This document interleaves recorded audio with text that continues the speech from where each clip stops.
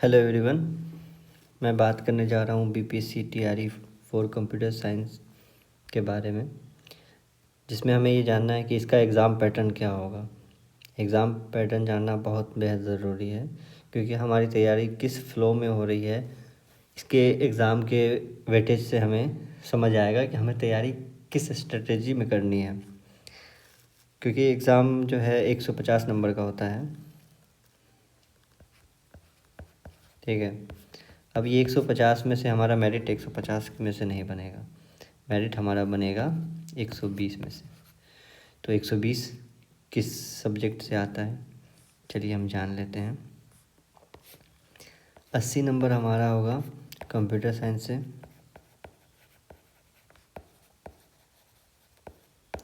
उसके बाद होगा 40 नंबर जनरल स्टडी से, और 30 नंबर होगा हमारा लैंग्वेज से, ठीक है।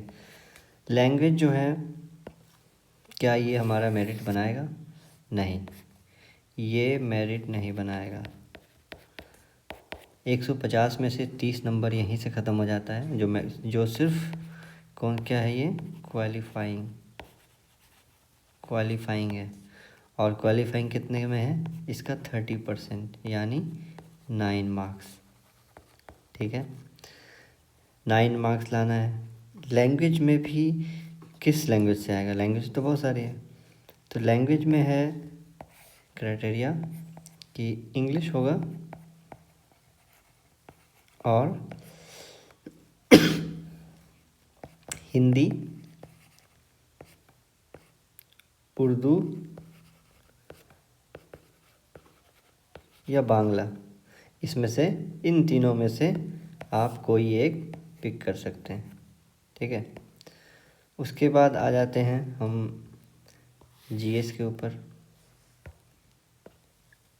जनरल स्टडीज़ में क्या होगा? देखिए, जनरल स्टडीज़ में भी बहुत सारे सब्जेक्ट्स होते हैं, ठीक।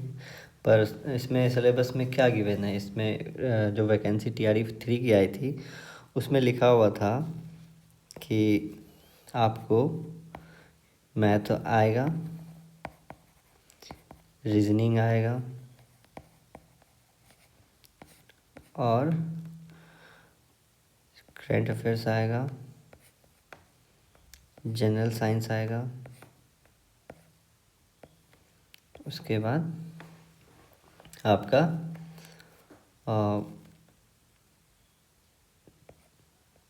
इंडियन मूवमेंट आएगा और ज्योग्राफी से कुछ क्वेश्चन आएंगे। ये सिलेबस में, ये एडवर्टीज़मेंट में दिया हुआ था, ठीक है।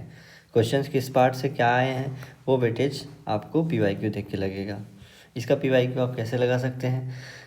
सीएस का ही सिर्फ नहीं, पीवाईक्यू तो आप जीएस वाला पार्ट जो है, ये सभी में पूछा जाता है, ठीक है। 9 से 12 सभी में पूछा जाता है।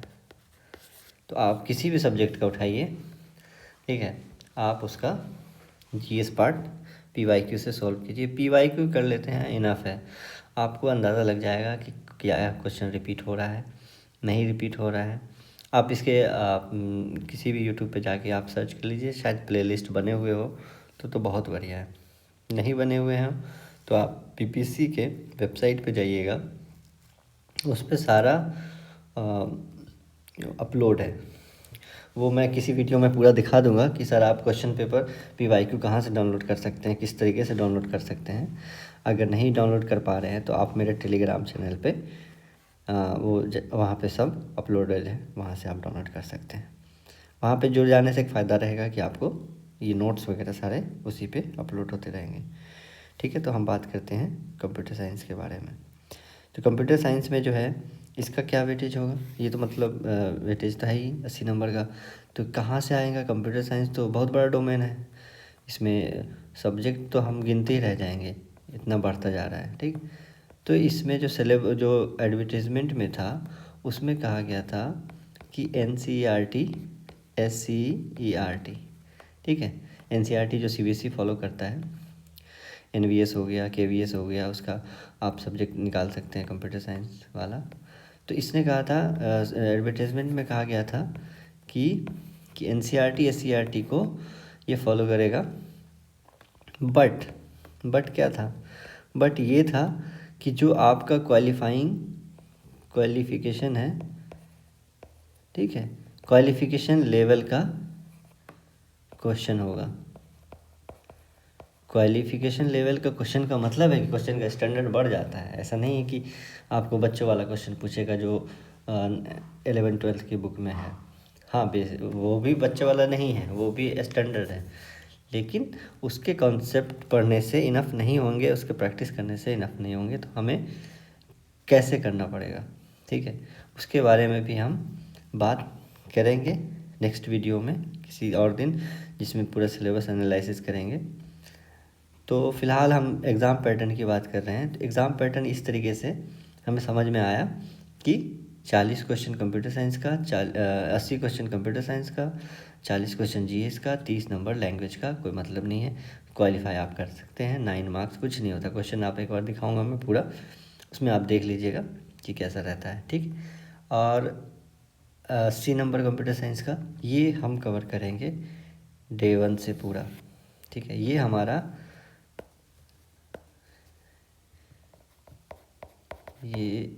ये मेरे चैनल पे ये आता रहेगा। इसके बारे में हमने बात किया है, ठीक है। अब आते हैं एग्ज़ाम कैसा होगा, ठीक है। एग्ज़ाम हमें ये जानना ज़रूरी है कि ये OMR होगा या CBT होगा। दोनों एग्ज़ाम से हमारा स्ट्रेटेजी डिफरेंट हो जाता है। ये CBT नहीं होगा, ये OMR बेस्ड होगा। यानी आप समझ ही गए होंगे कि आपको किसी स्कूल, किसी कॉलेज में आपको सेंटर पड़ेगा। वहाँ जाने के बाद आपको क्वेश्चन मिलेगा। उसमें भी दिक्कत है कि आप OMR को रंगने में ही, उसको डार्क करने में ही समय लगाते हैं, तो टाइम जाता है। तो आपको सीक्वेंस भी जानना ज़रूरी है कि क्वेश्चन का सीक्वेंस क्या रहेगा। क्वेश्चन सीक्वेंस रहेगा 1 से लेके 8 क्वेश्चन जो रहेगा वो रहेगा इंग्लिश का। उसके बाद 9 से रहेगा 30 तक क्वेश्चन रहेगा आपका हिंदी का। मतलब आप मान के चल रहा हूँ हिंदी ही चूज़ करेंगे, हिंदी का। उसके बाद 31 से रहेगा 70 क्वेश्चन, ये आपका रहेगा जनरल स्टडीज़ का। और उसके बाद 71 से रहेगा आपका 150 तक, ये रहेगा कंप्यूटर साइंस का, ठीक है। ये इस सीक्वेंस में रहेगा। और ये पेज है, आप पलट सकते हैं, कहीं भी जा सकते हैं, उसमें कोई दिक्कत नहीं। और दूसरी बात है कि ये इसमें भी नो नेगेटिव सबसे प्लस पॉइंट है।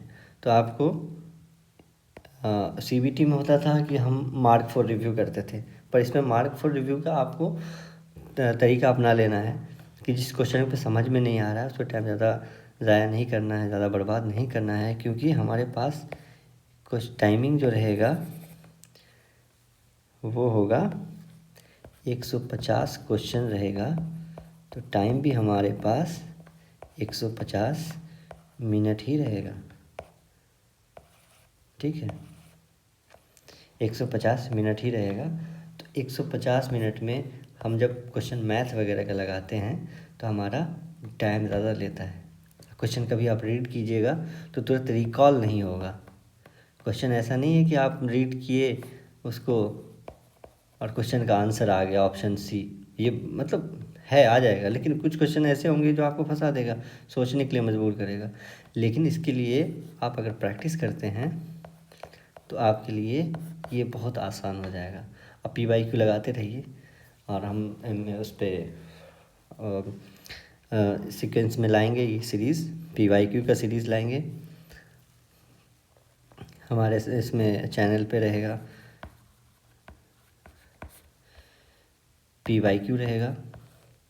PYQ के साथ उसके जितने भी ऑप्शन होंगे उस पर हम एनालिसिस करेंगे। उसके बाद उससे निकल जाएगा हमारा क्वेश्चंस का एरिया किस पार्ट से आ रहा है, ठीक। उसके बाद हम बात करेंगे कॉन्सेप्ट के ऊपर, ठीक है। इससे सिलेबस हमें डिसाइड हो जाएगा कौन कौन सा सिलेबस पढ़ना है, कहाँ से पढ़ना है। तो उस सीक्वेंस में इसका सब्जेक्ट का चैप्टर वाइज सीरीज़ चलाएंगे और ये सीरीज़ चलता रहेगा जब तक हमारा ये रिपीटेड होगा ये सारा चीज़ जो है। और एक और चीज़, हाँ,